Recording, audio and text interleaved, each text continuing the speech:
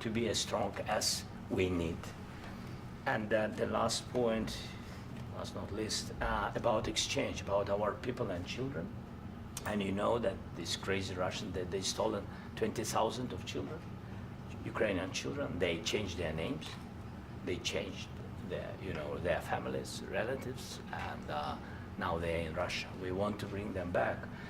And really, it's a big dream, task and goal for me and our warriors.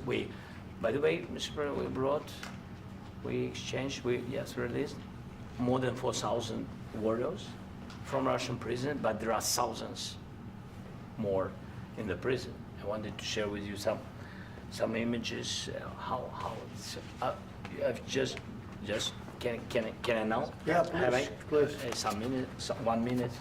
1 minute. Just you to understand in what circumstances, in what situation they are, and what the attitude of Russia to our prisoners.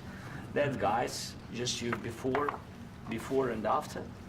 And you see before and after, just you to understand. Now thousands of such guys, ladies and men, there, and so they don't eat, they beat them, and they, they do a lot of bad things. So out of, even during the war, there are rules. Everybody knows there are rules during the war. So these guys, they don't have any rules. You see that 50, 60 kilograms left, and a lot of such things. And I didn't want to show you what the changes with images of children, because I will just share with you. And I mean, it's looking tragic. Yep, that's tough stuff. Yeah, I wanted very much to give you, and you see. Yeah. This is pastor, by the way. They stolen pastors because it's not Russian church. They stolen pastors and moved pastors to the prison. At the end of last year, we brought 3 pastors, and we could exchange them. And this is pastor, you see. Yeah, that's tough. Yeah. So I mean, this I wanted to show you, and this. So thank you very much. We want to get that ended, right? Yeah, of course. We And want. I think we will. And We have to, of course. do you have any questions, please? Mr. President. Thank you, Mr. President. With how much money is the U.S. going to put into the fund that is being created today, and how does this provide long-term security for Ukraine? Well, we don't know exactly how much, because we're going to be putting some money in a fund that we're going to get from the raw earth that we're going to be taking and sharing in terms of revenue. So it's going to be a lot of money will be made from the sale and from the use of raw earth. And as you know, our country doesn't have much raw earth. We have a lot of oil and gas, but we don't have a lot of the raw earth. And what we do have is protected by the environmentalists, but that can be unprotected, but still it's not very much.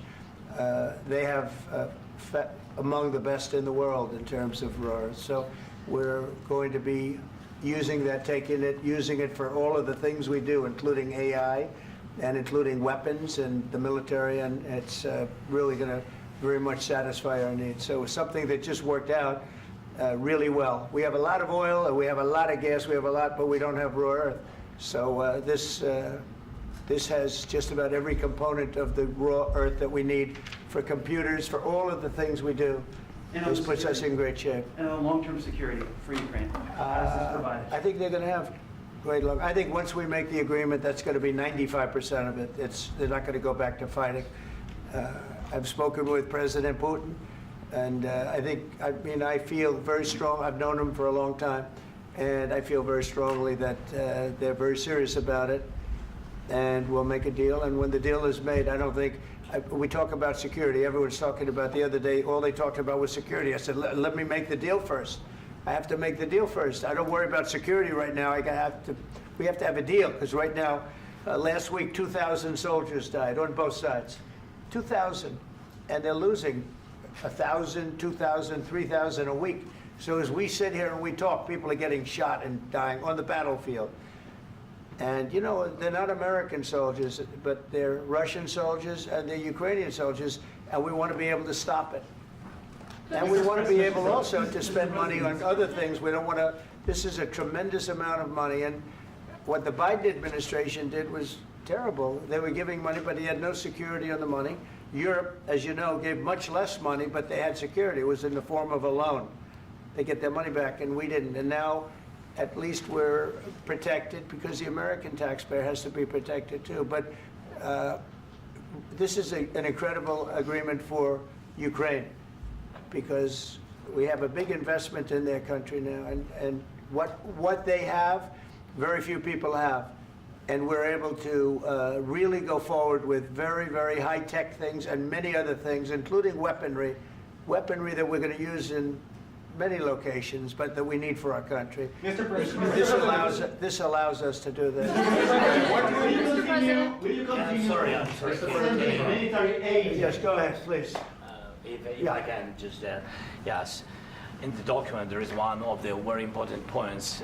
If we speak about business and investment, we never had LNG terminals in Ukraine. This document will open. I mean, the next document, but anyway, here we see in the framework, we see really goodwill for this. LNG terminals for us is very important, and I think for security of European continent.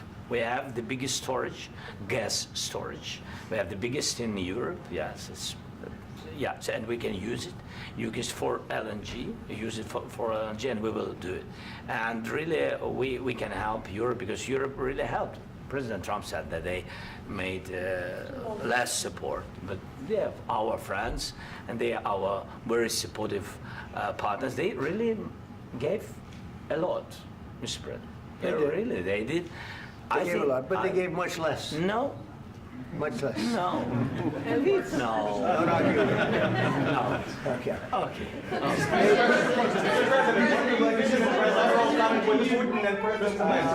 Yeah, please.